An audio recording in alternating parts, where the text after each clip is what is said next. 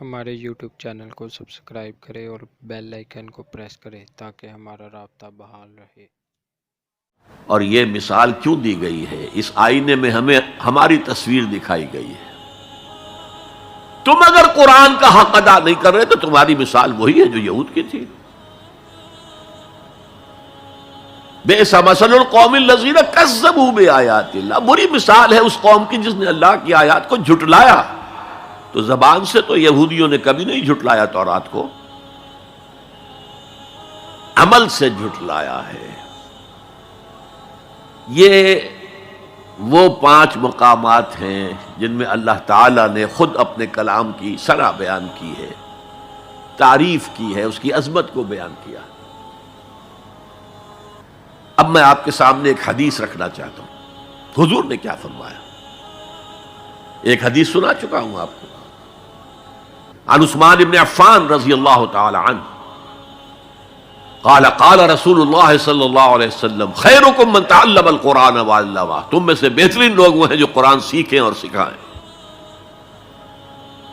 یہ حدیث بڑی عجیب ہے، یہ ترمذی میں بھی ہے اور دارمی میں ہے، اور اس کے راوی حضرت علی ہیں رضی اللہ تعالی عنہ۔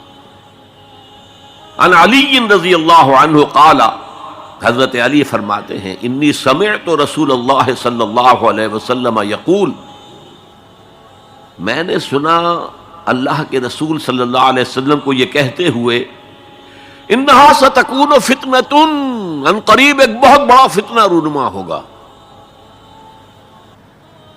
حضرت علی فرماتے ہیں قلت، میں نے عرض کیا مل مخرج منہا یا رسول اللہ، اے اللہ کے رسول یہ فرمائیے اس فتنے سے بچنے کا، نکلنے کا راستہ کون سا ہوگا؟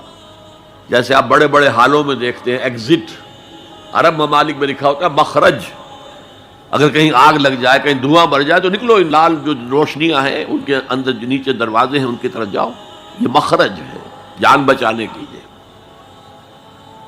یہاں ایک لحظہ توقف کر کے ہمارا اور صحابہ کا جو فرق ہے اس کو نوٹ کر لیجئے۔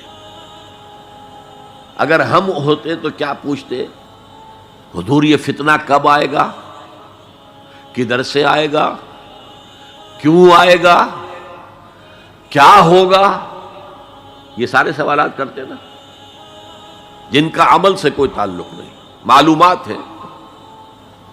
حضرت علی نے کچھ نہیں پوچھا، بس آپ نے فرما دیا کہ بہت بڑا فتنہ ہوگا، تو بس ہمیں یہ بتائیے کہ اس سے نکلنے کا راستہ کیا ہے۔ اب سنیے حضور کی زبان سے قرآن مجید کی مدح۔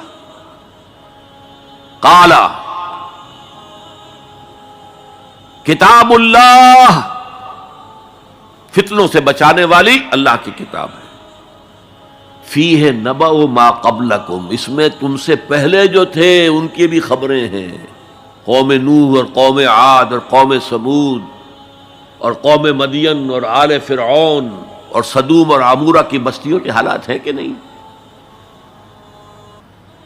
وَخَبَرُ مَا بَعْدَكُمْ، اس میں تمہارے بعد جو آنے والے حالات ہیں وہ بھی درج ہیں، ذرا کھدائی کر کے نکالنا پڑتا ہے ورنہ حالات موجود ہیں۔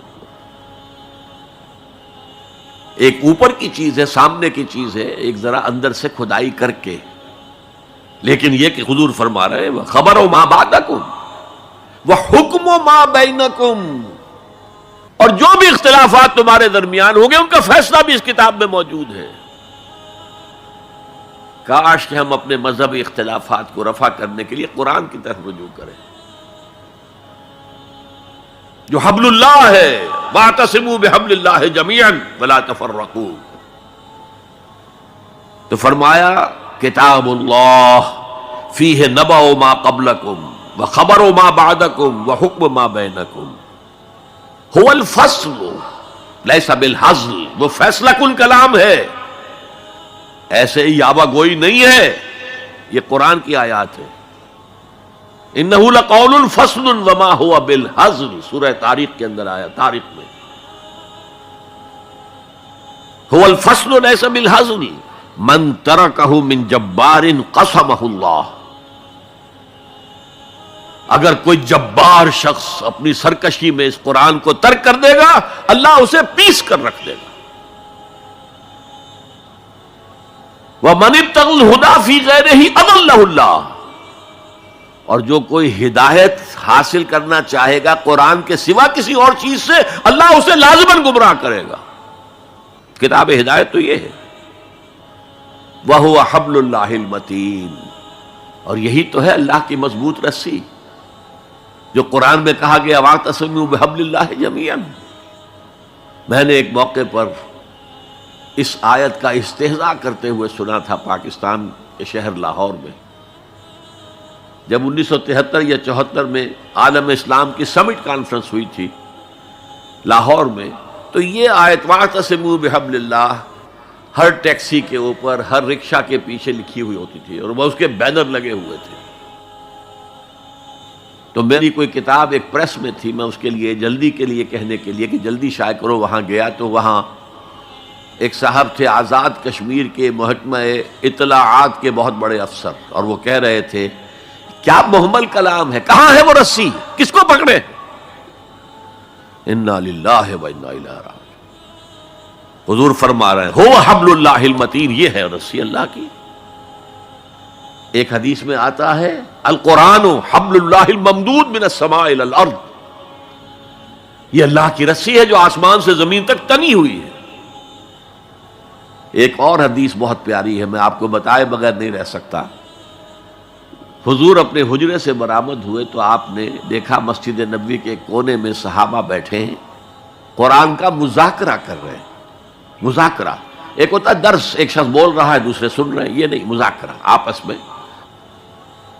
حضور کے چہرے پر بشاشت کے آثار ظاہر ہوئے، آپ چل کر آئے، آپ نے ایک سوال کیا عجیب، الستم تشہدون، کیا آپ لوگ اس کی گواہی نہیں دیتے اللہ الہ الا اللہ وانی رسول اللہ ہے وہذا القرآن جاء من عند اللہ، کیا آپ لوگ اس کی گواہی نہیں دیتے کہ اللہ کے سوا کوئی معبود نہیں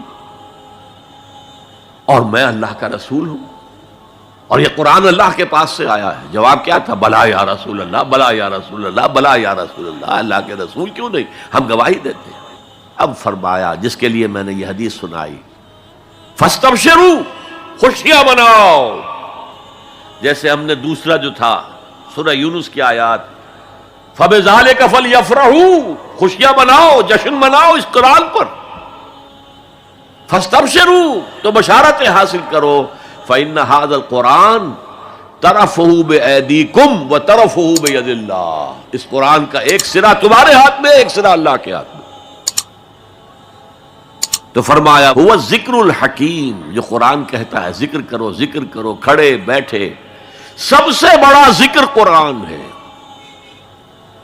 ہم بیٹھ کر ضربیں لگا رہے ہیں، پتہ نہیں کیا کرتے ہیں، کوئی وظائف پڑھ رہا ہے، سب سے بڑا ذکر جسے قرآن الذکر کہتا ہے، انا نحن نزلنا الذکر وانا لہ لحافظون، دی ذکر وہ قرآن ہے، هو الذکر الحکیم وَهُوَ الصِّرَاطُ الْمُسْتَقِيمُ، اور تم نماز کی ہر رکعت میں کہتے ہو اهدنا الصراط المستقیم، وہ صراط مستقیم تو اللہ نے تمہیں دے دیا ہے، یہ قرآن ہی تو ہے صراط المستقیم۔